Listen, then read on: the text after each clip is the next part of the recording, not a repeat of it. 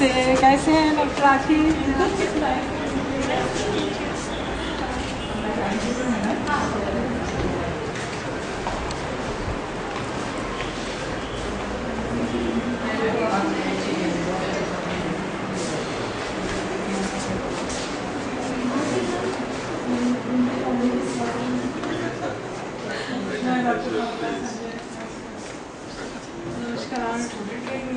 नमस्कार सर, कैसे हैं?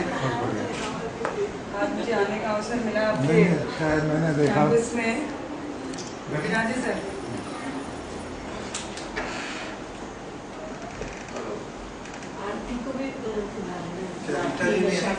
नहीं एक्चुअली वो आउट ऑफ स्टेशन है। पता लगा कि आपको मेरे को जरूरत नहीं है जॉब की। पहले she work with me in FPS, then in IAS. अभी तो 1-2 साल पहले छोड़ा। बाद में महावीर स्कूल में भी रहे काफी समय। मुझे ध्यान नहीं, मैं इंग्लिश के बोर्ड के लिए कोई बुक वगैरह लिख रहे थे तो वो she was a student of mine, तो मुझसे सलाह लेने आते थे बुक लिखने के बारे में। नहीं मैं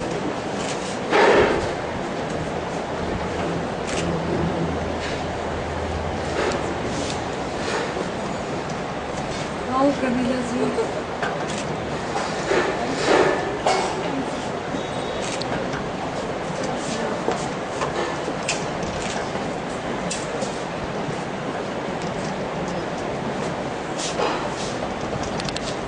संस्थिता नमस्तत्सै नमस्तत्सै नमस्तत्सै नमो नमः। कार्यक्रम का आगमन वंदना से। शारदे वरदे कि मेरी बुद्धि हो जाए प्रखर। शारदे वरदे कि मेरी बुद्धि हो जाए प्रखर। मन में मेरे कृपा कर, मन में मेरे कृपा कर, आप लाए हंस पर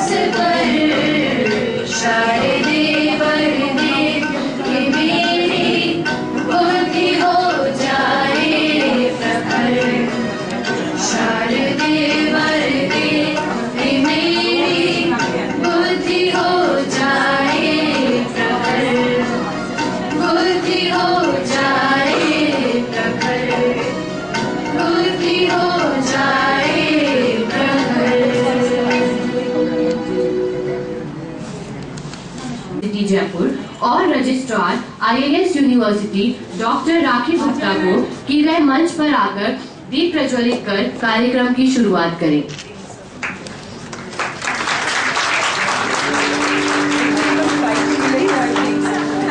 मैं जीन सर को भी आमंत्रित करती हूँ कि वह दीप प्रज्वलित करें।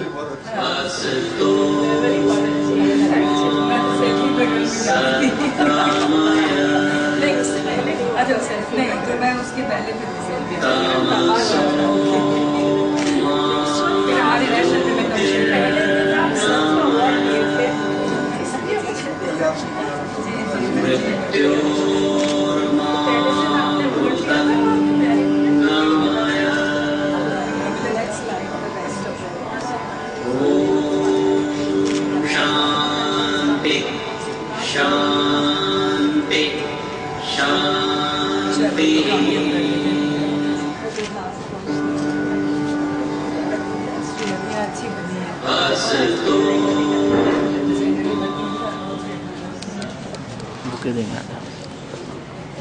Thank you, sir.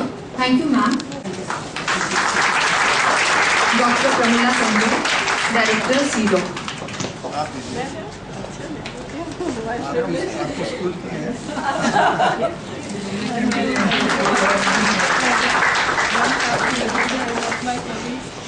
धन्यवाद सर। अब मैं आपसे श्रीमती सुमन शर्मा, अध्यक्ष राज्य महिला आयोग, श्रीमती प्रमिला संजय, डायरेक्टर CEDAW, मेरे सभी साथीगण एवं छात्राओं, आज एक विशेष दिन है जिस दिन हम चर्चा कर रहे हैं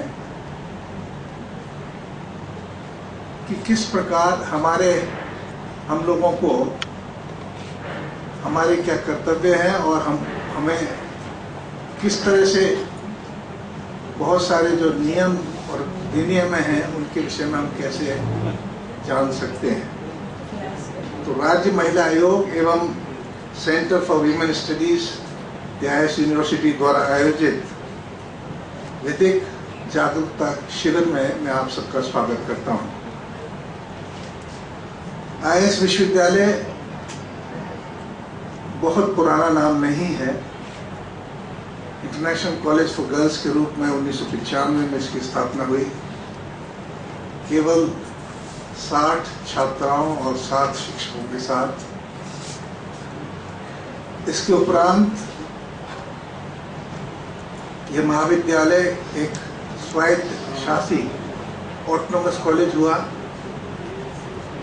नेक द्वारा A+ ग्रेड इसको मिली। इसके उपरांत भारत सरकार के मानव संसाधन मंत्रालय ने यूनिवर्सिटी ग्रांट्स कमीशन की रिकमेंडेशन पर इंटरनेशनल कॉलेज फॉर गर्ल्स को IAS विश्वविद्यालय के रूप में प्रतिष्ठापित किया 2009 में। लगभग 5000 छात्राएं यहाँ पर अध्ययनरत हैं, जो कि देश के सभी कोनों से यहाँ आई हुई है। अगर हम मानसरोवर की बात करें तो मैं समझता हूँ आधा मानसरोवर पेइंग गेस्ट एकोमोडेशन की जगह हो गया है, जहाँ पर कि हमारी छात्राएं रहती है, क्योंकि हमारे हॉस्टल्स में तो बहुत कम जगह है।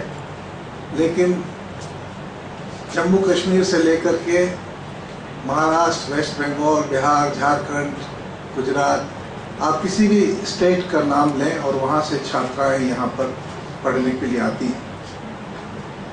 Arts, science, commerce, home science, fine arts, journalism, computer science, management, इन सभी फैकल्टीज़ में यहाँ पर अध्ययन होता है, UG प्रोग्राम से लेकर के PhD तक। और हम इस विश्वविद्यालय में छात्राओं को केवल अच्छी गृहिणी बनने की ट्रेनिंग नहीं देते, बल्कि उनको इस बात के लिए तैयार करते हैं कि वे अपने पैरों पर स्वयं खड़ी होकर कुछ ना कुछ नया करें। कॉन्सिक्वेंटली हमारी कई छात्राएं आज IAS ऑफिसर हैं, कुछ छात्राएं आर्मी में हैं, कुछ छात्राएं मल्टीनेशनल्स में काम कर रही हैं।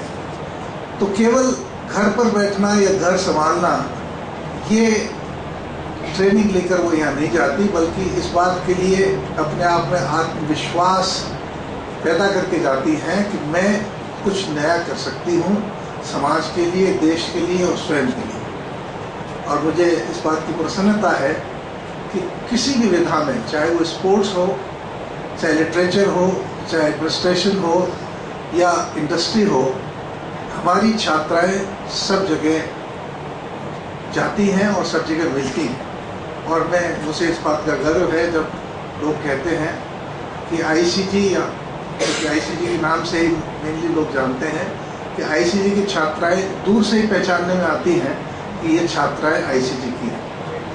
उसके पीछे एक विशेष कारण और है कि हम अंग्रेजी माध्यम से शिक्षा देते हैं, लेकिन भारतीय संस्कृति के जो अवधारणाएं हैं, जो नैतिक मूल्य हैं, उनको बच्चों में प्रतिस्थापित करते हैं, जिससे कि बच्चे भारतीय बने, देश के प्रति समर्पित हों।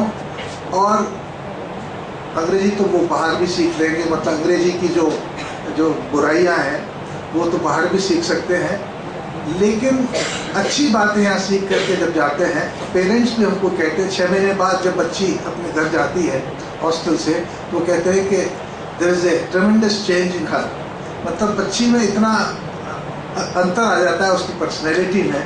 तो मैं मानता हूँ कि हम लोग कुछ कर रहे हैं। केवल जैसा कि मैं ममता जी से भी बात कर रहा था, हमारे कॉन्स्ट्रेंट है स्पेस का। हम यहाँ एक स्कूल की बिल्डिंग में यूनिवर्सिटी चला रहे हैं, लेकिन मजबूरी है, हमारे पास कोई रास्ता नहीं है कि हम इस कैंपस को कहीं और ले जा सकें। तो इसलिए मैं यही कहूँगा कि विश्वविद्यालय एक नॉन कमर्शियल इंस्टीट्यूशन है।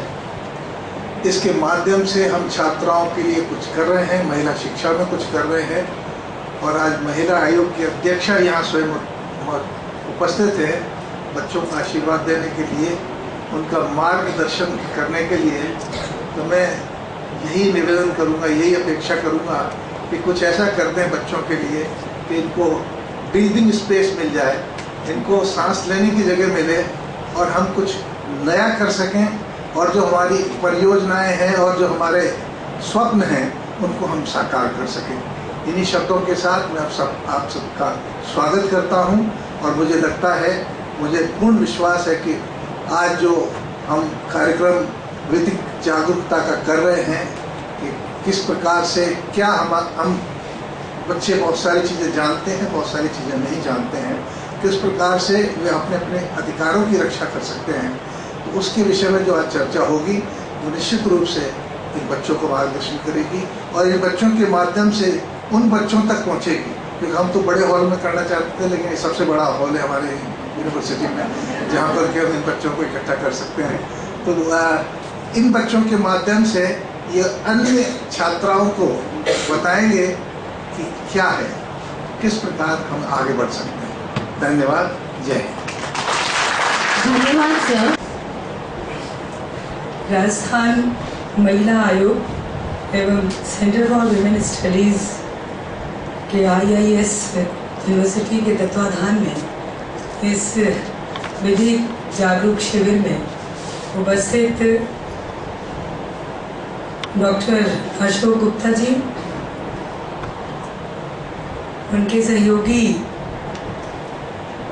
और मेरी मुलाकात हवाई जहाज़ में आपसे हुई थी, आदरणीय राखी गुप्ता जी, प्रोफेसर NK जैन साहब, और हमारी सहयोगी जो आप लोग के बीच में लीगल अवेयरनेस के लिए, पूरी जानकारी देने के लिए आयोग की सहयोगी बनी, आदरणीय प्रमिला जी, टीचर्स और यहाँ उपस्थित स्टूडेंट्स, सबसे पहले तो मैं अशोक जी को बहुत बहुत धन्यवाद देना चाहूँगी कि अभी तक मैं स्कूल और कॉलेजेस में ये कार्यक्रम कर रही थी।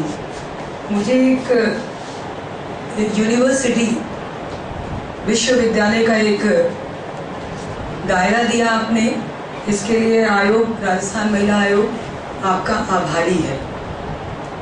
संख्या कोई मायने नहीं रखती सर, ज़रूरी ये होता है कि उसमें सुनने वाले लोग कितने जागरूक हैं। मैं बहुत बड़ी बड़ी सभाओं में बहुत बड़ी बड़ी बातें होती हैं, लेकिन उसको कितने लोग समझते हैं और कितने लोग फॉलो करते हैं, ये बातें होती हैं। बहुत सारे माध्यम होते हैं आपकी बात को फैलाने का, लेकिन मैंने इस विषय को आप लोगों के साथ जोड़ने का जो इरादा बनाया, उसके पीछे मकसद यही था कि कहते हैं कि महिलाएं आधी आबादी हैं, अब हम 49% हो गए, आधी भी नहीं रहे हम। बातें देश में आज़ादी से लेकर आज तक महिलाओं की होती रही, बहुत चर्चा, हर डिबेट में देश के प्रधानमंत्री हों या राष्ट्रपति हों या बाहर से आने वाले लोग हों, बहुत बड़े शिक्षाविद हों, महिला ही केंद्र बिंदु रही। लेकिन हमने क्या पाया, क्या खोया, और जब समीक्षा करते हैं, और भी 2 दिन पहले ही हमने अपने 70वें स्वतंत्रता दिवस को मनाया, उसमें भी ये बात निकल के आई कि देश में महिलाएं सुरक्षित नहीं हैं। सुरक्षा के कई पैमाने होते हैं, आप उसको किस तरह से देखते हैं उस पर डिपेंड करता है। मेरा ये मानना है कि किसी देश के इंडेक्स को केवल जीडीपी के ग्रोथ से देखना सही नहीं है। उसके हैप्पीनेस ग्रोथ को अगर देखते हैं, वही देश आगे बढ़ता है, वही देश तरक्की करता है। कई छोटे छोटे देश, जैसे भूटान का मैं एग्जांपल देना चाहूँगी, वहाँ जीडीपी नहीं है सर, वहाँ उस देश का जो ग्रोथ है, उस कंट्री का जो ग्रोथ है, वो वहाँ के हैप्पीनेस पे है, वहाँ के सिटीजन्स के खुशियों पे है, और तभी वो लोग बहुत अच्छे हैं। देश तो छोटा है, लेकिन वहाँ बहुत कुछ ठीक ठाक है। तो मुझे लगता है कि और ये हैप्पीनेस का केंद्र बिंदु महिलाएं होती हैं, बेटियाँ होती हैं, हमारी लड़कियाँ होती हैं। अगर उनके चेहरे पे मुस्कुराहट नहीं है, आप आसमान से धरती लांघ जाओ, और सुरक्षा का भाव खुशियों के थ्रू ही आता है। आप कोई चीज़ पाने की तमन्ना रखती हो, घर से निकलती हो, और पाने के लिए अगर डर डर के उस चीज़ को पा रहे हो, तो चेहरे पे वो 100% नहीं आएगा, ना आपके काम में वो 100% आएगा। इसलिए सबसे ज़रूरी है कि सुरक्षा के साथ जो खुशियाँ मिलती हैं। इसीलिए मैंने सर आयोग में बैठ के केवल संवैधानिक अधिकारों का प्रयोग करके डायलॉग डिलीवरी करूँ, ये मैंने नहीं माना, और मैंने उस सारे मिथ को तोड़े जो अब तक आयोग में चल रहे थे कि केसेस आए, फिर आप उनका निपटारा कीजिए और खुश हो लीजिए, या पेंडेंसी केसेस को देखिए, या बहुत सारे केसेस को देख के खुश होइए कि हमने 32,000 केसों को निपटा दिया, हमने 20,000 केसों को देख लिया। हम वहाँ इसलिए नहीं बैठे हैं कि पीड़ित बेटियाँ हमारे पास आए, दुखी लड़कियाँ हमारे पास आए, या परेशान औरत हमारे पास आए और फिर हम समाधान की प्रक्रिया प्रारंभ करें। हमने इसको ब्रेक किया सर। हमने कहा महिला परेशान ही क्यों हो, क्योंकि जब फाइलों को हमने स्टडी किया तो हमने देखा कि उन फाइलों में जो केसेस थे वो इतने दम तोड़ते हुए थे। वो बहुत एजुकेटेड लोगों के द्वारा भी किए गए थे फाइल केसेस, ऐसे नहीं थे कि अज्ञानता के कारण ये केसेस हमारे पास आए और दम तोड़ते नजर आए। पढ़ी लिखी लड़कियाँ, अच्छे ओहदे पे बैठी युवतियाँ जो केसेस दर्ज कराती हैं जाके, क्योंकि देखिए लोकतंत्र में हमारा जो लीगल तंत्र है ये बहुत ही स्ट्रॉन्ग है। देश में कानून व्यवस्था कैसा है क्या नहीं, इसमें मैं टिप्पणी नहीं करूँगी क्योंकि कंटेम्प्ट लग जाएगा सर। सुप्रीम कोर्ट के अगेंस्ट कोई नहीं बोल सकता, इसलिए मैं भी नहीं बोल सकती, जबकि मेरे पास जुडिशियल पावर है, फिर भी मैं नहीं बोलूँगी। लेकिन जो स्थिति है आप सब लोग करते हैं, देखते हैं, सुनते हैं। जो भी कानून हमारे पास है, जैसा भी कानून है, वो बहुत कमज़ोर नहीं है, इम्प्लीमेंट नहीं होता है। कानून में बहुत सारे प्रावधान हैं जिसकी जानकारी के अभाव में, अज्ञानता के अभाव में हम उसका उपयोग नहीं करते हैं और बातें करते हैं, केवल कुछ नहीं हो रहा है, बेकार है, बहुत सारी बातें हम आप सब लोग करते हैं।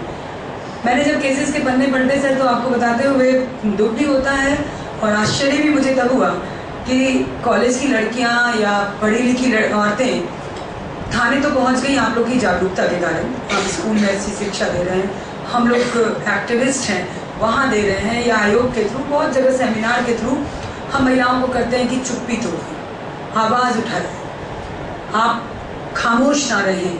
इसका हमें नज़ारा भी नज़र आया कि लोग बोलने लगी लड़कियां, बोलने का परिणाम हुआ कि थाने तक पहुंचने लगी लड़कियां या महिलाएं। लेकिन थाने पे पहुंच तो रही हैं, एक कदम हम चल तो गए, लेकिन पहुंच के मुझे वहाँ करना क्या है ये जानकारी, चाहे बहुत IIM हो या IIS हो या IITN हो या बहुत और IPS IAS भी हो। IPS को छोड़ दीजिए क्योंकि पुलिस में है, उनको जानकारी होती है, बाकी लोगों को जानकारी नहीं होती धाराओं की, क्योंकि पुलिस विभाग एक ऐसा डिपार्टमेंट है कि वो अधूरे ज्ञान को बहुत एंजॉय करते हैं। आप पहुंच भी गई तो उनको मालूम है कि हाँ रोते हुए कि साहब, या किसी पॉलिटिकल अप्रोच के थ्रू या किसी बड़े लोगों के आप कहेंगे कि हाँ FIR दर्ज नहीं हो रहा है, मैडम कराइए, सर कराइए, फिर किसी का फ़ोन आ जाएगा और FIR दर्ज हो जाएगा। बट FIR दर्ज क्या हुआ? आप पहुंची कि मेरे को कोई एक्सप्लोर कर रहा था, मेरे को कोई टॉर्चर कर रहा था, मेरे को कोई फ़ोन कॉल से डिस्टर्ब कर रहा था, मेरे को कोई छेड़खानी करता है, इन सब इश्यूज़ को लेकर वहाँ पहुँची और वहाँ मुकदमा दर्ज होता है। आप बड़ी खुशी के साथ चली आती है कि हमने फ़ोन भी करवा दिया। एक टेंडेंसी है हिंदुस्तान में लोगों की कि जब तक अप्रोच नहीं तब तक काम नहीं, ज्ञान को हम बढ़ाएंगे नहीं, सीधे हम गए और एक टेलीफोन दर्ज, मेरा नाम, सब चीज़ हो गया, पर होता नहीं। वो लड़कियाँ हैं, वो महिला FIR दर्ज करा के बड़ी हैप्पीली अपने घर आ जाती हैं। 2-3 दिन बाद देखती है कि वही हमारा किस्म का युवक जो उनको परेशान कर रहा होता है वो उसी गली में खड़ा है, ही आपका इंतज़ार कर रहा है और बड़े मजाकिया लहजे में और कह रहा है, गई थी ना थाने, क्या हुआ? आप भी आश्चर्यचकित होती हो कि क्या हुआ, मैं थाने चली गई, इतनी बड़ी जगह चली गई, फिर भी कुछ नहीं हुआ। फिर मेरे पास आती है कि मैम हमने ये FIR कराया, कुछ भी नहीं हुआ। सरकार क्या करती है, पुलिस क्या करती है, आप क्या करती हो? गुस्से में फायरिंग मेरे पे करती है आके। मैं फाइल मंगवाती हूँ, रिपोर्ट्स मंगवाती हूँ। बहुत चौंकाने वाली बात कह रही हूँ आप सब लोग, रिपोर्ट्स जब आती है मेरे पास थाने से तो मैं वहाँ देखती हूँ कि महिला गई थी मुकदमा दर्ज कराने के लिए कि मेरा पीछा कोई कर रहा है, मुझे कुछ कर रहा है, और वहाँ मुकदमा दर्ज होता है 151 में। मैं जानना चाहूँगी कि यहाँ जितनी बेटियाँ बैठी हैं 151 क्या होता है, IPC की एक धारा है, वो क्या है? आई थिंक नहीं जानती, लाइफ में ज़रूरत भी नहीं पड़ी होगी, भगवान ना करे कि कभी थाने की ज़रूरत आप लोग को पड़े। 151 एक शांति भंग करने की सिंपल सी धारा है देश में, जो दो आपस में लड़ते हैं थोड़ा सा शांति भंग होता है, दोनों को भटका करके भेज दिया जाता है। अब दर्ज होना चाहिए था मुकदमा 354 में। 354 को निर्भया के बाद बहुत स्ट्रॉन्ग किया हमारे कानूनविदों ने और 354 को कैटेगराइज किया सर, A से लेके E तक, ABCDE, उसमें घूरने से लेके, पीछा करने से लेके, मनमर्जी से लेके, दबाव बना के, ये ऐसी 5 शक्तियाँ हमें मिली थी जिनका हम उपयोग नहीं करते, जिनके बारे में हम जानते नहीं। वहाँ दर्ज होना चाहिए था 354 में, लेकिन वहाँ 151 में हुआ। आप महिला थी, आप रिपोर्ट कराने गई तो आपको तो कुछ नहीं कहा, चाय पिला के घर वापस भेज दिया। उस पुरुष को डांट पड़गाड़ के या नहीं डांटा भी होगा, मैं ये भी जानती हूँ 151 में बंद करने की भी आवश्यकता नहीं है, हाँ डांट दिया था, खेल खत्म। अगर 354 की जानकारी आपको होती तो ये दिन आपको देखना नहीं पड़ता, वो दोबारा मुस्कुराता हुआ उस नुक्कड़ पे खड़ा नहीं मिलता। वो 354 के तहत 3 साल की सजा पाता, 50,000 की जुर्माना होती और आइंदे भूल जाता किसी लड़की को छेड़ना, क्योंकि हमें पता ही नहीं है। तो हमने सोचा कि ऐसे फाइलों को देख के फिर मैं चिल्लाऊं कि नहीं इस धारा में करना चाहिए था, तो वो कहेंगे कि मैं क्या कहूँ साहब, वो तो बोली कि हमको डिस्टर्ब कर रहा था, तो शांति भंग हो गया, डिस्टर्ब कर रहा था। तो अब देखिए शब्दों के खेल से, अज्ञानता के कारण कितनी परेशानियाँ थी। इसलिए आयोग ने ये बीड़ा उठाया कि मैं अपनी बेटियों को स्कूल कॉलेज जाके ये जागरूक करूँ। ये मेरा कोर्स नहीं है सर, ना मेरा ये काम है, बियॉन्ड द आयोग मैं ये काम कर रही हूँ। तो वहाँ बैठ के मैं पीड़ित महिलाओं को देखूँ और वहाँ टेबल पे बोलूँ, इससे अच्छा कि मास में पहुँच के, उन लड़कियों के पास पहुँच के।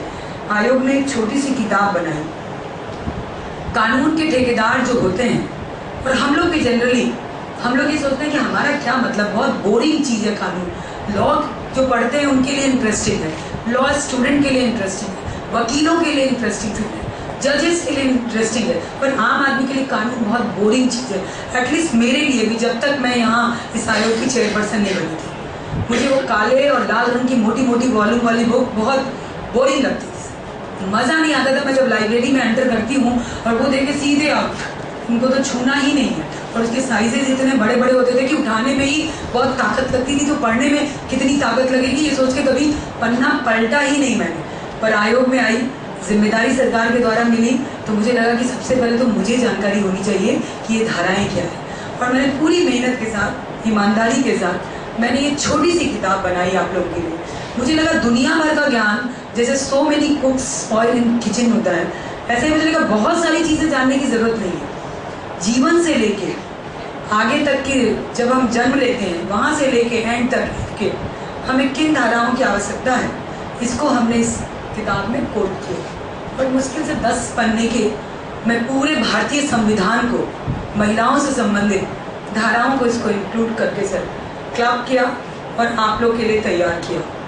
दुखदाई ये रहा कि ये हिंदी में हमने तैयार किया, क्योंकि मैं हिंदी से बहुत प्यार करती हूँ, मुझे मातृभाषा बहुत अच्छी लगती है। इसका मतलब ये नहीं कि मुझे अंग्रेज़ी नहीं आती, लेकिन मुझे हिंदी बहुत अच्छी लगती है, इसलिए मैंने, लेकिन कई कॉलेजेस में गई तो मुझे लगा कि मुझे इंग्लिश में भी तैयार करना चाहिए था, और अगला एडिशन मैंने इसका इंग्लिश में तैयार करवा रही हूँ सर। आप लोग की यहाँ ज़रूरत होगी तो भी, लेकिन हिंदी भाषा बहुत कठिन नहीं है, सिंपल धाराओं के तहत आप लोगों को समझाने की कोशिश की हूँ। और मोटे तौर पे 354, 354 आप लोग को याद करने की ज़रूरत है। उसके कैटेगराइज 1, 2, 3, 4 ABCD ही है। उसमें घूरने से लेकर सब चीज़, घर में अगर माँ बाप से भी हम बगावत कर सकते हैं, मैं नहीं कहती कि बगावत कीजिए, वो गार्जियन है हमारे, वेल विशर है हमारे लिए अच्छा सोचते हैं, लेकिन कई बार हमें पढ़ाई करने से रोकते हैं, हमारे चॉइस के सब्जेक्ट चुनने नहीं देते हमें कहते कि नहीं, हमारी फैमिली ट्रेंड इंजीनियरिंग है, इंजीनियरिंग ही लेना है, हमारा शौक है कि हमको कॉमर्स फील्ड में जाना है, लेकिन हमको इंजीनियरिंग पढ़ना पड़ रहा है। हमें मेडिकल में जाना है, पेरेंट्स की जिद है इंजीनियर, पेरेंट्स की जिद है IAS, पेरेंट्स की जिद है IPS। ये जिद नहीं चलेगी, धाराओं में ये प्रावधान है। अपने मन के सब्जेक्ट का चयन भी आप कर सकती हैं। अगर माता पिता फोर्स करते हैं तो उनको भी आप ये किताब दिखा सकती हैं कि मैं अपने विषय अपनी मर्जी से चुनूंगी। और मुझे ये लगता है कि स्टूडेंट का, छात्र का या किसी भी व्यक्तित्व का 100% तभी आता है सर जो उसमें है। ये थोपने से नहीं होता है कि मुझे भी डॉक्टर बनना है, बहुत इंटरेस्टिंग, बहुत अच्छा है, जिस फील्ड में आपको इंटरेस्ट है उसमें जाइए। इसीलिए चाइना और जापान जैसी कंट्री में बच्चों को बचपन से ही डाल दिया जाता है। वो जिम्नास्ट, स्विमर क्यों अच्छे होते हैं? क्योंकि उन्हें 6 महीने के बच्चे को भी पानी में डाल देते हैं, तैरो, और वो उस चीज़ में एक्सपर्ट हो जाते हैं। और हम लोग के यहाँ तो डिसाइड ही होता है 10th 12th के बाद कि क्या करना है। ये विडम्बना है इस देश की, और जिसके कारण कई बार हम लोग 100% नहीं दे सकते। लेकिन भारत की एक बहुत सुखद, इस मिट्टी में एक ताकत है कि यहाँ के लोग दुनिया से अलग है। कुछ करने का ताकत, हमने जब सुनने का आविष्कार किया, अगर वो शून्य नहीं होता तो ये ब्रह्मांड ही नहीं होता। तो ये जिल भी हिंदुस्तानियों के DNA में है कि वो कुछ भी कर सकते हैं, अपना 100 का 200% दे सकते हैं। तो ये सारी चीज़ों को लेके हमने माता पिता के खिलाफ भड़का नहीं रही हूँ, लेकिन जागरूक करने के लिए एक एग्जाम्पल कोट किया मैंने। दूसरी बात जो मैं कहना चाहती हूँ आप सब लोगों से कि मोबाइल आपके हाथ में है, सर ने प्रतिबंध नहीं लगाया होगा आपके यहाँ, लगाया हुआ, very nice, surprising to me कि अक्सर मुझे लगता है कि एडवांस मॉडर्न स्कूल कॉलेज कहते नहीं मोबाइल चलेगा, बट स्कूल आवर के बाद तो मोबाइल आपके हाथ में होता होगा, कॉलेज आवर के बाद आपके हाथ में मोबाइल होता होगा। एक टेलीफोन कंपनी ने एक नारा चलाया था, स्लोगन चलाया था, पूरी दुनिया में बहुत मशहूर हुआ था, उस कंपनी का नाम नहीं लूँगी, कर लो दुनिया मुट्ठी। मैं भी यही चाहती हूँ कि कर लो दुनिया मुट्ठी में, नहीं कर लो महिला आयोग को मुट्ठी में, इस किताब के रूप में कि आपके ये बैग में होना चाहिए, आपके हाथ में होना चाहिए, आपके पास होना चाहिए। इसको डस्टबिन में मत फेंकिएगा, इसको पढ़िएगा, आपके लाइफ में बहुत ही उपयोगी होगा। ये मुफ्त का ज्ञान है, इसके कोई पैसे नहीं है, इसकी कोई कीमत नहीं है, ये फ्री में हम बांट रहे हैं। हिंदुस्तान में कई बार छूट में मिलने वाली चीज़ों का तो क्रेज़ होता है, पर फ्री में मिलने वाली चीज़ों का क्रेज़ नहीं होता है। तो मैंने इसकी कोई कीमत नहीं रखी है, तो ये मत सोचिएगा कि ये फालतू है। फोकट की चीज़ों को लोग यूँ डिस्ट्रॉय कर देते हैं, इसको बहुत गंभीरता से पढ़िएगा। और एक बात और कहूँगी कि हम सबके जीवन में जितने भी स्मार्ट हम हो जाएं, किसी भी दौर के हों, मनचलों की ना कोई उम्र होती है, ना कोई जात होती है, ना उनको पता होता है कि वो किसको टेलीफोन कर रहे हैं। आपने अभी लेटेस्ट न्यूज़ एक सुना होगा कि देश के राष्ट्रपति की बेटी को भी मनचले फ़ोन करते हैं। अब आप क्या दिमाग में इमेजिन कीजिएगा। इससे अंदाज लगा सकती हैं कि अगर आप साइलेंटली कोई कॉल आता है और उसको आप साइलेंटली इग्नोर करती हैं, इसका मतलब है कि आपकी कंसेंट। इग्नोरेंस भी एक तरह का मैसेज है कि आप उनको कंसेंट देंगे, पर यही नहीं करना। फ़ोन आए, फ़ोन को उठाते होंगे, मिलना है मिलना है मिलना है। हम भी इस दौर से गुजरे, मेरे पास भी आते थे।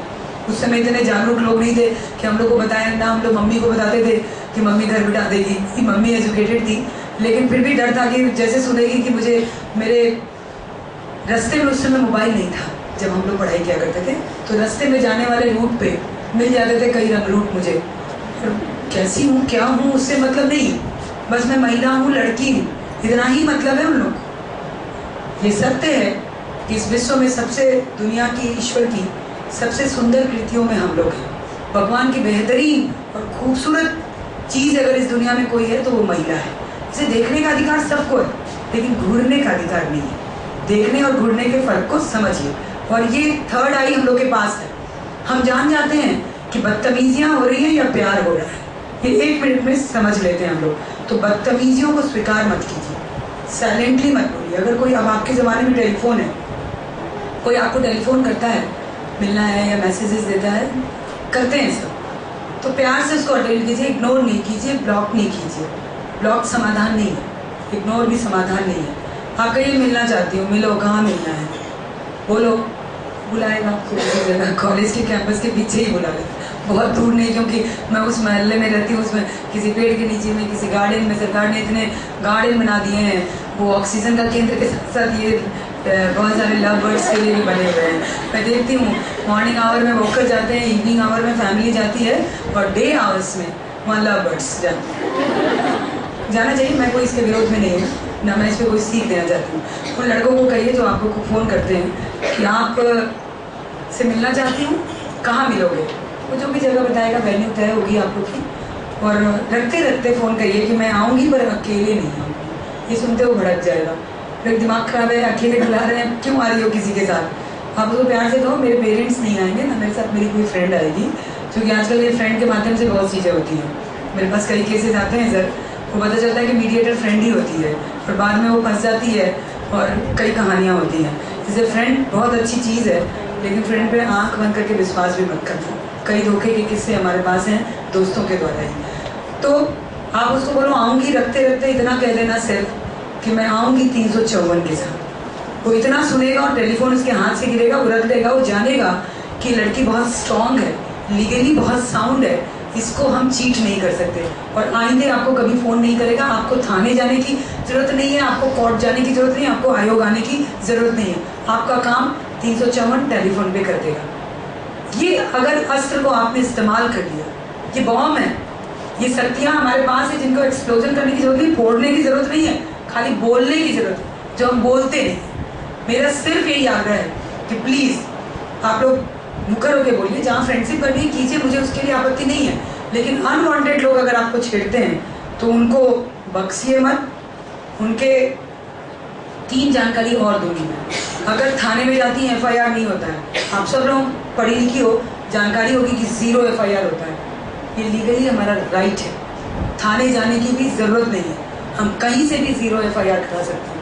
अक्सर पुलिस वाले टालते हैं कि हमारा एरिया नहीं है, तुम्हारे पास छेड़खानी वहाँ हुई, तुम मानसरोवर नहीं, मालवीय नगर थाना लगता है, वहाँ जाओ, तुम वहाँ जाओ। ये नहीं कह सकता है कोई अधिकारी भी हमें, ये अधिकार हमें मिला है, उसको करना पड़ेगा FIR। और जब वो FIR दर्ज नहीं करे तो उसके खिलाफ भी FIR दर्ज होती है। इसके लिए भी एक धारा है। वो मना करे, बड़े कूलली आप मान जाओ कि आप FIR नहीं करेंगे, वो बोलेगा नहीं टालेगा, ये सब करेगा, तो उसके खिलाफ भी 166A IPC की धारा, अगर जो SHO या जो अधिकारी FIR दर्ज नहीं करता है, और ये आप बोलोगी तो वो SHO भी समझ जाएगा कि इस महिला के पास ज्ञान का भंडार है, इसको हम चीट नहीं कर सकते। वो पुलिस अधिकारी भी आपसे डरेगा। और कभी भी FIR जब कराना पड़े तो जाके अंधे कानून की तरह कान आंख बंद करके नहीं करा, खुद लिखो और धाराओं को मेंशन करो, ये जो धाराएं मैंने बताई है और जो आप स्टडी करेंगी, और तब उस पर साइन करो। अगर वो लिख भी देता है तो उसको पढ़ो, उसके बाद साइन करो, फिर देखिए काम कैसे होता है, न्याय कैसे मिलता है। और ये हथियार का इस्तेमाल करना हम सीख लेंगे तो मुझे नहीं लगता कि मेरे जीवन में, आपके जीवन में कोई तकलीफ आएगी, क्योंकि इसके बिना काम चलने वाला नहीं है। हम पीड़ितों के वकील को लाखों रुपए का फीस देते हैं, जिंदगी निकल जाती है तारीख तारीख तारीख पे। सनी देओल का एक फिल्मी डायलॉग आप लोग याद होगा, पूरी उम्र निकल जाती है पर न्याय नहीं मिलता। ये विडंबना है भारतीय कानून की, कोर्ट और कचहरी का से। हम उस दौर से गुजरे ही क्यों? अगर हमें मालूम होगा तो रेप तो बहुत लास्ट सीन है, उसके पहले ही हम हैमर करेंगे तो इन सब चीज़ों से हम बच जाएंगे। इसीलिए आज आपके स्कूल में, कॉलेज में आने का अवसर मिला मुझे। Sir thank you so much कि आपने मुझे अवसर दिया और मेरे प्रोग्राम की डिग्निटी भी बढ़ गई, क्योंकि अभी मैं स्कूल और कॉलेजेस में कर रही थी, अब आपकी यूनिवर्सिटी में आई हूँ तो नेचुरली आयोग को बहुत बल मिलेगा और इसका इस्तेमाल होगा। और इंग्लिश वर्जन भी मैं इसका बहुत जल्दी आप लोग के पास भिजवा दूंगी, क्योंकि और इस स्कूल, इस कैंपस और इस इंस्टीट्यूशन के बारे में सिर्फ यही कहना चाहूँगी कि आपने देश में ही नहीं सर, विदेशों में भी नाम किया है। आपको बहुत बहुत साधुवाद। और आपके चेहरे पे जो थोड़ी सी मुस्कुराहट का, मैं उस दर्द को मैं समझ रही हूँ। और मुझे अवसर मिला तो, क्योंकि मैं महिलाओं की बात करती हूँ, आधी आबादी की बात करती हूँ, जो पीड़ा आपकी है वो पीड़ा हमारी है। मैं ज़रूर बात रखूँगी, क्योंकि ये बहुत छोटा सा जगह है और वहाँ आपके सपने बांधे नहीं जा सकते, आपकी उड़ान बहुत ऊंची है, उसके लिए हमें स्पेस चाहिए। और मैं ज़रूर सरकार से बात करूँगी, कहीं ना कहीं कुछ मिसकम्युनिकेट हुआ है जिसके कारण ये परेशानी आई है। मैं बात रखूँगी, कोशिश मेरी पूरी रहेगी। रिजल्ट क्या होगा ये मैं नहीं जानती, लेकिन कोशिश ईमानदारी से करूँगी sir. Thank you so much.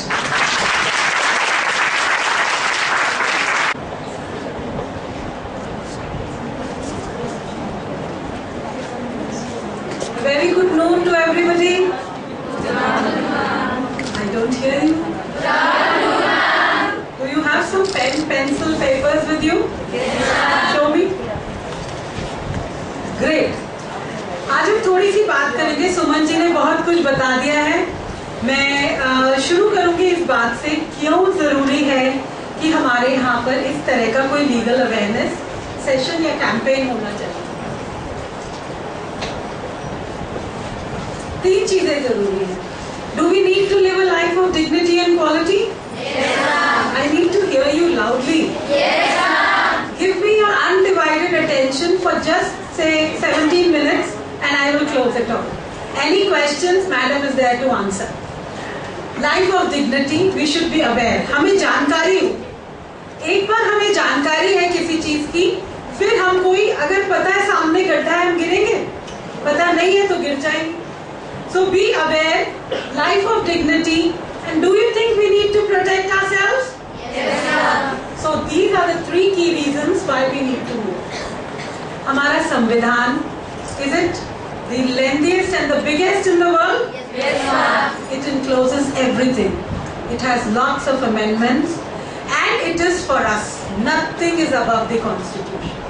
तो वो Constitution अगर आपको उसकी जानकारी है, उनके एक्ट्स के बारे में आपको पता है, जो आपके अस्त्र और शस्त्र हैं आपके साथ में, जैसा सुमन जी ने कहा, उनके बारे में पता रखो और उनको यूज करो। सही जब आप आंसर लिखते हो एग्जाम में, अगर आप सही पॉइंट्स नहीं लिखोगे, अंडरलाइन नहीं करोगे, you think you will get good marks?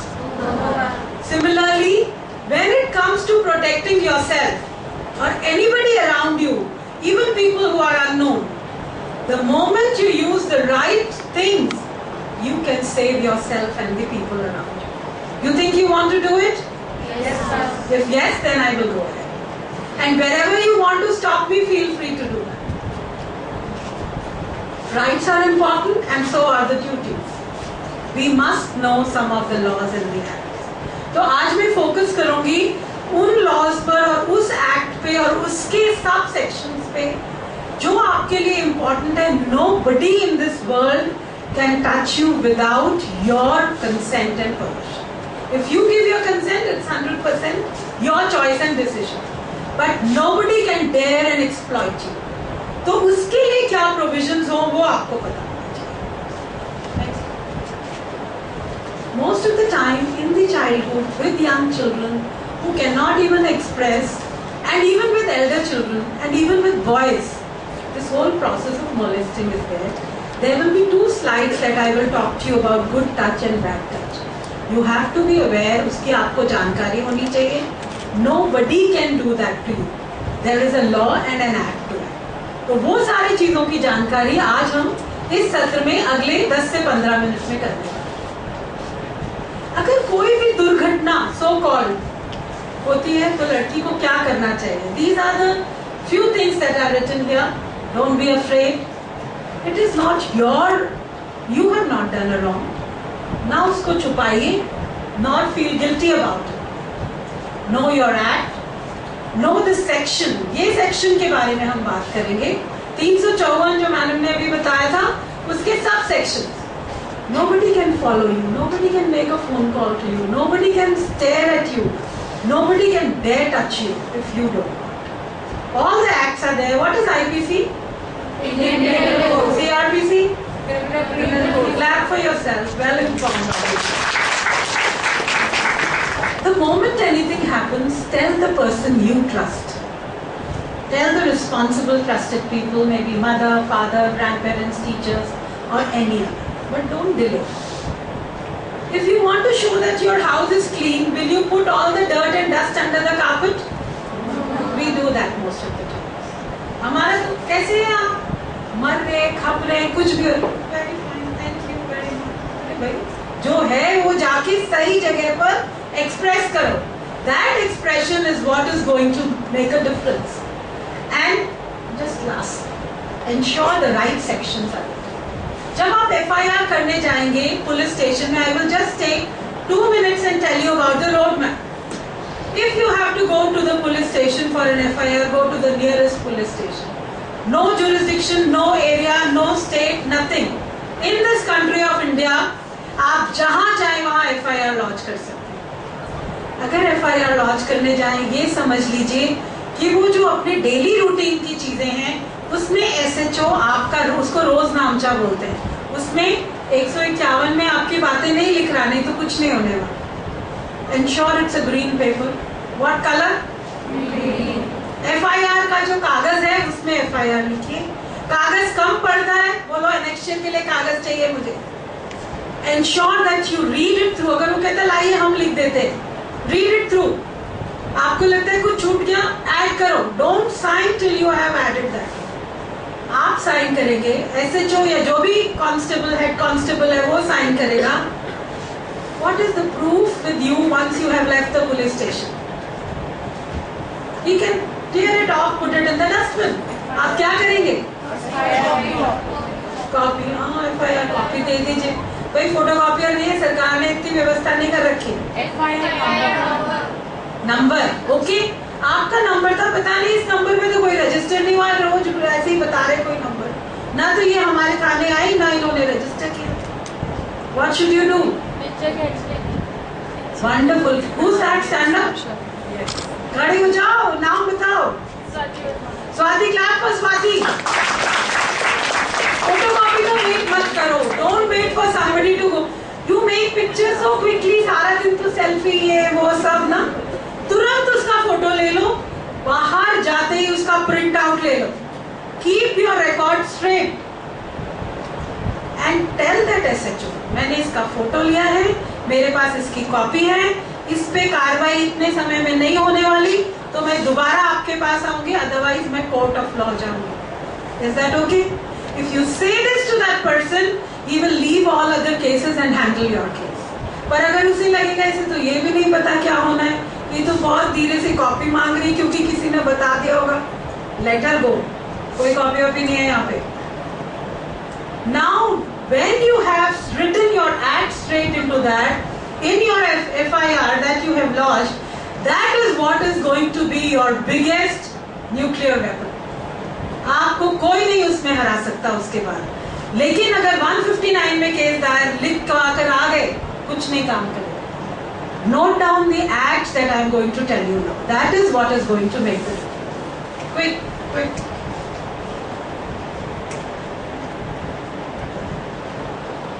Section 354 of IPC considers the assault or criminal force to women. Now look at the word intention. जरूरी नहीं है कुछ किया जाए, अगर आपकी नीयत भी खराब है, still you are liable to be convicted in the court of law.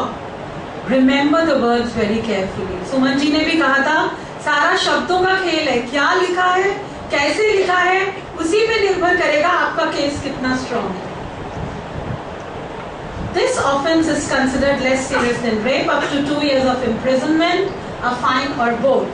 General IPC 354. Now let us come to section A, B, C and D. Next. ये सारे sections आप note. Not only 354, but also 294 and 509 IPC for eve-teasing, 498A IPC domestic violence. आपके घर में है, पड़ोस के घर में है, मार पिटाई हो रही है. You have every right as a citizen of this country. Need not to be a lawyer. You can just file a case on behalf of someone. Domestic violence. 376 IPC rape, 363, 373 kidnapping, and 498A IPC for any kind of torture. It can be burning, it can be bad words, it can be mental harassment, any kind of torture. Next. You will find all this in the book, but I still want you to write, क्योंकि हमने बचपन से सुना है एक बार हाथ से जो निकल जाए वो यहाँ रजिस्टर हो जाता है. It is stored in your hard disk for good. फिर आप कंट्रोल ऑल्टर डिलीट भी करोगे ना तो भी रहेगा वहां पर.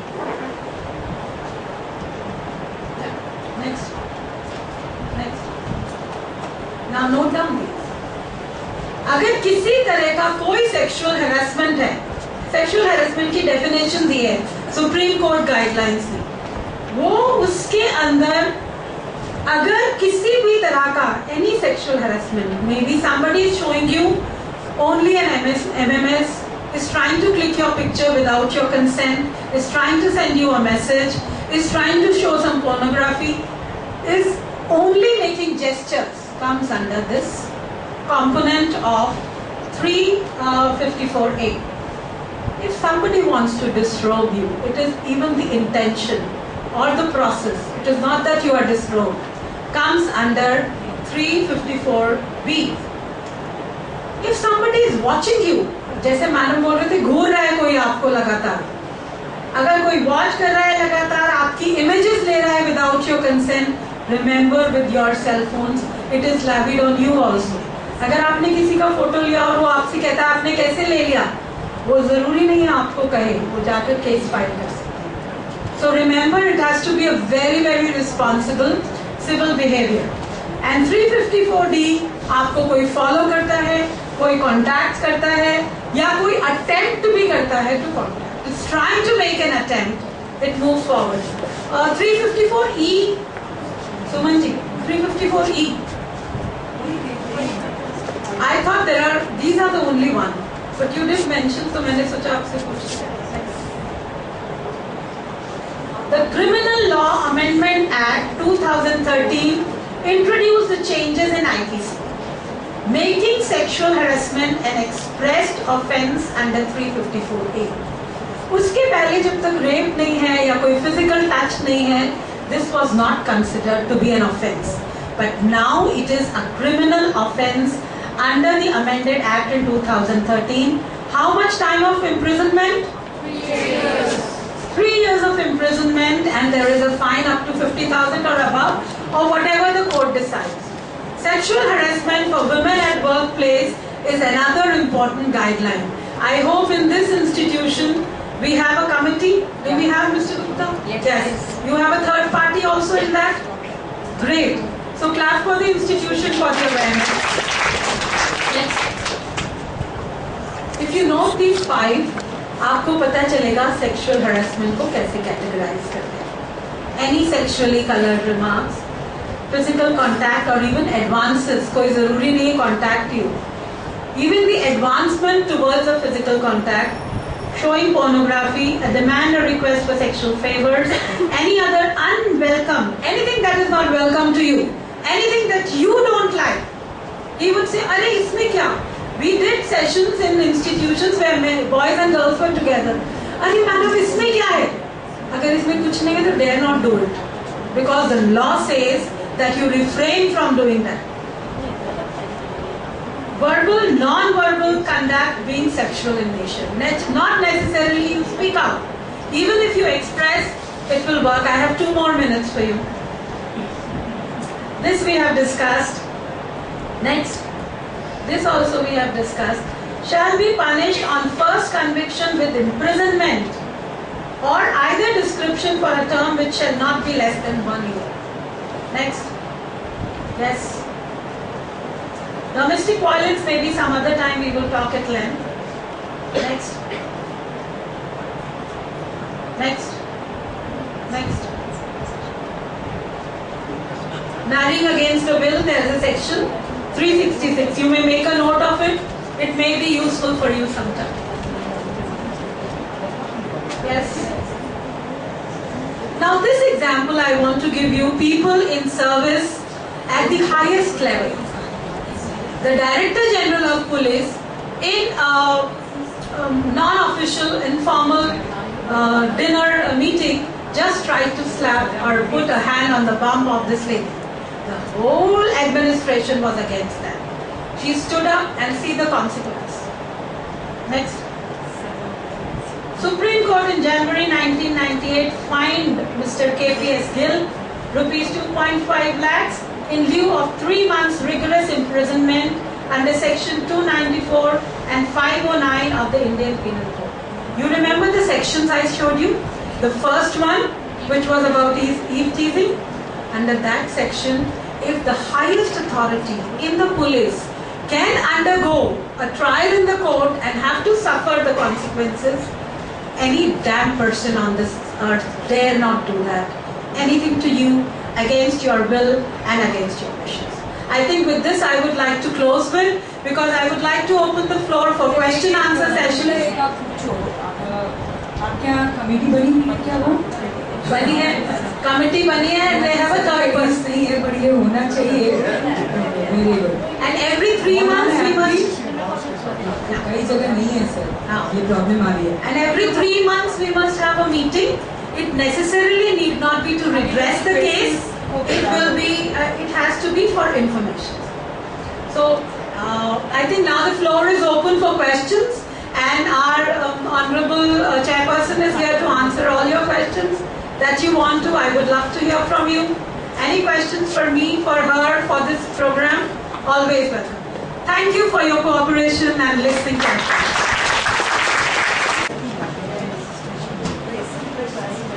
Article 15 says that there should be no discrimination based on caste, creed, sex, etc. But there are many temples in India in which female entry is not allowed. So is that not a discrimination on the basis of sex? Discrimination, but you might that's okay.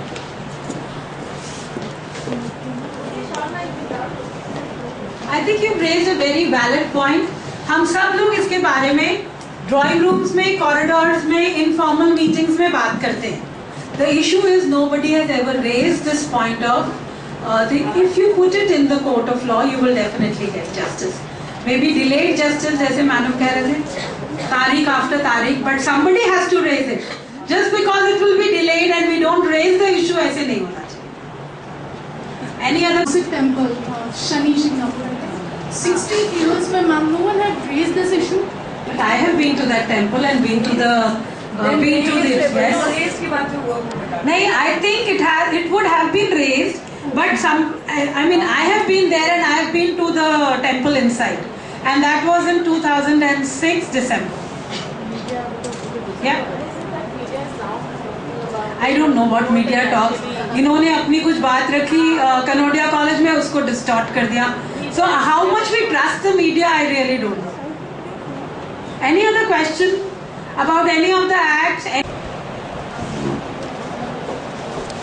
Usually what happens that if some eve teasing happens, the girl is scared of her family and she does not tell them because she at the end parents से तुम्हें वहाँ जाने की जरूरत नहीं थी, तुम्हें रात को बाहर जाने की जरूरत नहीं थी. Someone will answer please. I want to hear you. Is there any provision कि हम किसी हेल्पलाइन पे कॉल कर सकते जो हमें ऑन द स्पॉट हेल्प दे सके? बहुत अच्छा सवाल बेटा, और ये सबके जीवन में आता है. माता पिता से लड़ाई नहीं करनी है, वो एक पेरेंट्स का अपना नेचर हो जाता है। मैं भी पेरेंट्स बनी तो यही बिहेव करती हूँ अपने बच्चों से जो मेरे पेरेंट्स मुझसे क्या करते थे। इसका एक तरीका सिंपल है, अगर आपको कोई तंग करता है, टीज करता है, तो महिला आयोग ने एक अपना हेल्पलाइन तैयार किया है। 24/7 वर्क करता है वो। हमारे वहाँ 4 काउंसलर हैं, वो सब आप लोग को इन सब चीज़ों के बारे में कैसे क्या करना है वो सब बताते हैं। वो नंबर आप लोग नोट करो, ऐसे इस बुक के पीछे में वो नंबर दिया हुआ है 1091। कभी भी किसी भी समय, रात दिन सुबह दोपहर, आप कभी भी प्रॉब्लम में हो उस नंबर को डायल करोगे, वहाँ आपको समाधान मिलेगा। सेकेंड थिंग, ये सारे सवालों का क्योंकि मैं इस दौर से गुजरी हूँ, इसलिए हम लोगों ने एक सुरक्षा ऐप शुरू किया है राजस्थान महिला आयोग की तरफ से। उसको लॉन्च वसुंधरा राजे करेंगी और मैं सोच रही हूँ कि शायद कल, आज मैं जो जल्दी जाना चाह रही हूँ उसके पीछे मकसद यही है। बहुत सारे ऐप, बहुत सारे आप लोग सुनते होंगे कि सरकार ने ये कर रखा वो कर रखा। ये ऐप मुझे लगता है कि आप लोगों के लिए बहुत अच्छा हेल्पिंग हैंड होगा, एक पूरा सुरक्षा कवच। इसमें हमने जो फीचर्स दिए वो आप लोगों को बताना चाहती हूँ मैं, और आप लोगों से रिक्वेस्ट है सर आप ही कि सब बच्चों को कहिएगा कि इसको डाउनलोड जरूर करें प्ले स्टोर पे जाके। अभी मैम उसको लॉन्च करेंगी, फिर हम पब्लिक के लिए उसको ओपन कर देंगे। उसमें 3 फीचर है बेटा। एक ऑप्शन तो जीपीएस के थ्रू थाने से जुड़ना है, दूसरा महिला आयोग से जुड़ना है, और तीसरा आपके पेरेंट्स। बहुत इंटरेस्टिंग स्टोरी है जो थोड़े से मैं बताना चाहूँगी।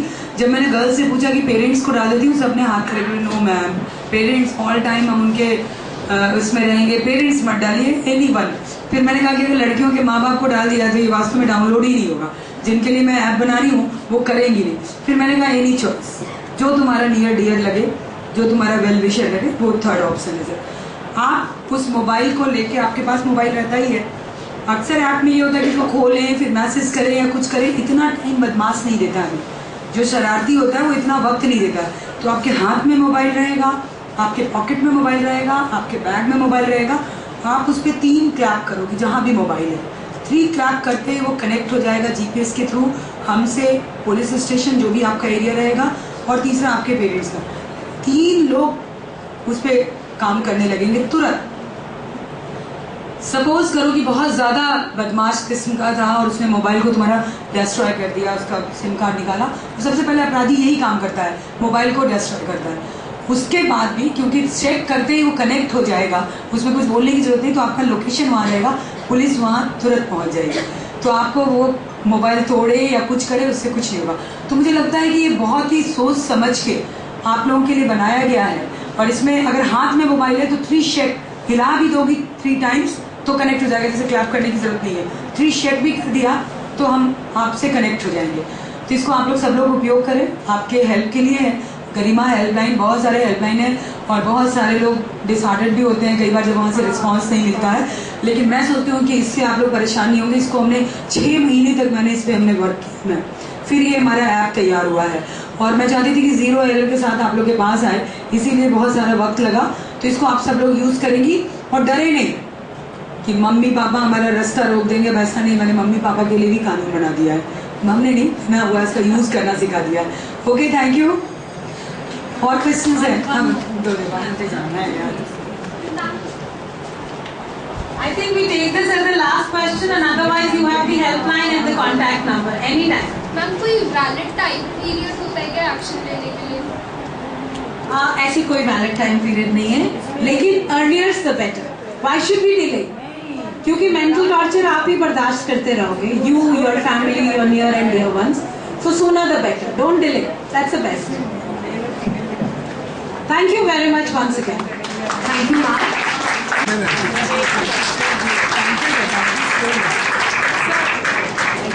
एक बात बोलूं, कितनी बेईमानी है सर, एक बात बोलूं, कितनी बेईमानी है। हम कहते हैं महिलाएं, महिला आदि आबादी आर्थिक रूप से संपन्न, लेकिन देखो इसमें भी गणेश जी ने कब्जा कर रखा है। लक्ष्मी की तस्वीर हमें नहीं मिलती है, जो भाग्य है हमारा। शिक्षकगण एवं छात्राएं, यह मेरे लिए आज गौरव का विषय है कि IIS यूनिवर्सिटी की ओर से मुझे धन्यवाद ज्ञापित करने का अवसर प्राप्त हुआ है। सर्वप्रथम मैं राजस्थान राज्य महिला आयोग को धन्यवाद देना चाहूँगी, जिन्होंने हमारे विश्वविद्यालय की छात्राओं के लिए इस विधिक जागरूकता शिविर को हमारे प्रांगण में आयोजित किया। मैं श्रीमती सुमन शर्मा की कृतार्थ हूँ कि उन्होंने अपने व्यस्त कार्यक्रम में से हमारी छात्राओं के लिए अमूल्य समय निकाला और उनको प्रोत्साहित किया। मैम, मैं आज आपको धन्यवाद भी देना चाहूँगी और बधाई भी देना चाहूँगी कि आपने जो बात कही कि आप कमरों में बैठ के पॉलिसी नहीं बना रही हैं, पर आप बाहर बैठ के निकली हैं और इन छात्राओं से रूबरू हो रही हैं ताकि ये जानकारी प्राप्त कर सकें और आगे बढ़ सकें। तो इसके लिए आप बधाई और साधुवाद आपको। आज छात्राएं हर क्षेत्र में आगे आ रही हैं, लेकिन इसके साथ साथ यह भी आवश्यक है कि ये कानूनी नियमों एवं अधिकारों के प्रति जागरूक होकर अपनी सुरक्षा स्वयं कर सकें तथा भविष्य में वे अपने कर्तव्यों व अधिकारों के लिए और प्रति सचेत हों। आपके इस प्रेरणापूर्ण उद्बोधन के लिए मैं आपकी आभारी हूँ। छात्राओं को विभिन्न कानूनों से अवगत कराने के लिए एवं उन्हें जागरूक करने के लिए मैं श्रीमती प्रमिला संजय का भी आभार व्यक्त करती हूँ। उन्होंने अपने विचारों से छात्राओं को लाभान्वित और जागरूक किया। धन्यवाद मैम। इस कार्यक्रम के सफल संचालन के लिए IIS यूनिवर्सिटी के vice chancellor doctor Ashok Gupta के मार्गदर्शन के लिए उनका आभार व्यक्त करती हूँ। कार्यक्रम में सहयोग देने के लिए सभी शिक्षकों एवं छात्राओं को भी हार्दिक आभार। धन्यवाद।